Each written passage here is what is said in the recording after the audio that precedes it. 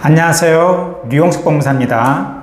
이번 시간에는 개인 회생처럼 개인 파산에도 금지 명령이나 중지 명령이 있는지 알아보도록 하겠습니다.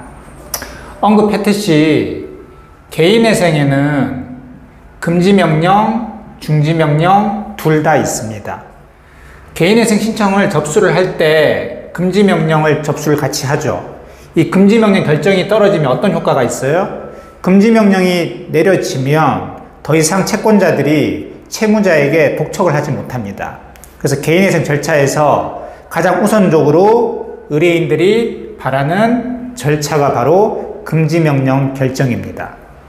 중지 명령은 개인회생 신청인이 개인회생 신청을 하기 전에 이미 자신의 재산에 압류라든지 가압류라든지 강제 집행이 들어왔을 때 더 이상 그 집행을 진행하지 못하도록 중지시키는 거예요. 그게 바로 중지명령입니다. 그럼 개인회생처럼 개인 파산의 경우에도 이런 금지명령이나 중지명령이 있는지 오늘 얘기를 해볼 건데요. 의뢰인들이 의외로 많이 물어보세요. 개인 파산을 의뢰 오셔서 개인 파산 들어가면 이 금지명령을 받아서 더 이상 채권자들이 저에게 독촉을 못하게 할 수 있습니까? 물어보시는데 개인 파산에는 금지명령이라는 게 없습니다. 대신 개인 파산 사건을 접수를 하고요. 파산 선고를 받으면 이 파산 선고가 금지명령의 효과가 있어요. 즉 파산 선고를 받으면 더 이상 채권자들은 채무자에게 자신의 채권을 독촉하지 못합니다. 그런데 문제는 개인회생에서 금지명령은 접수하고 2, 3일 내에 보통 금지명령 결정이 떨어져요. 그러니까 한마디로 금지명령 결정이 떨어지면 더 이상 채권자들이 독촉을 못하죠. 그러니까 금방 그 효과를 볼 수가 있는데 이 개인 파산의 파산 선고 같은 경우는 수개월이 걸립니다. 길게는 6개월이 걸릴 수도 있어요. 그때까지는 채권자들이 계속해서 독촉을 할 수 있다는 얘기예요. 왜요? 개인 파산에는 개인회생처럼 금지명령이라는 것이 없기 때문에.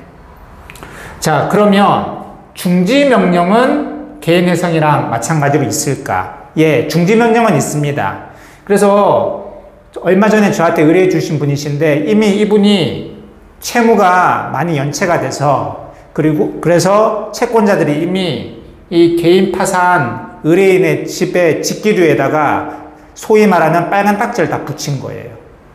빨간 딱지 붙이고 그 다음에 뭐 하려고 그러는 거예요? 그 가전제품 같은 것들을 다 경매 붙이려고 하는 거죠. 그거를 막을 수 있느냐? 예, 막을 수 있습니다.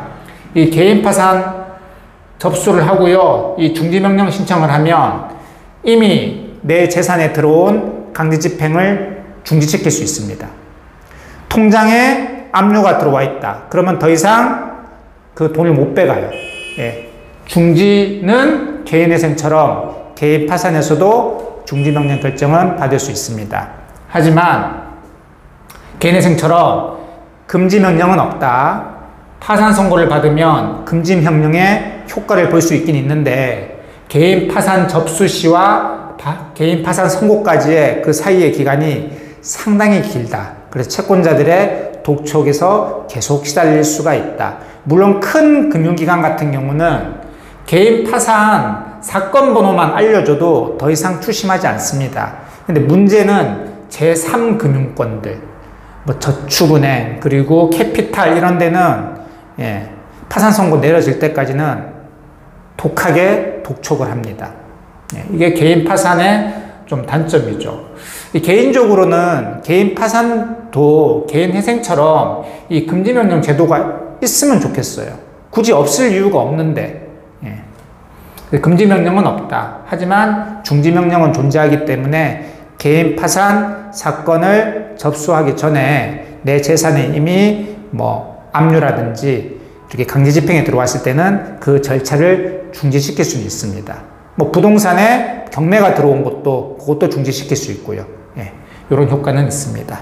그래서 이번 시간에는 개인 파산에도 개인 회생처럼 금지명령이라든지 중지명령 제도가 있는지, 결론적으로 금지명령 제도는 없고 중지명령 제도는 있습니다. 류홍석 법무사였습니다. 감사합니다.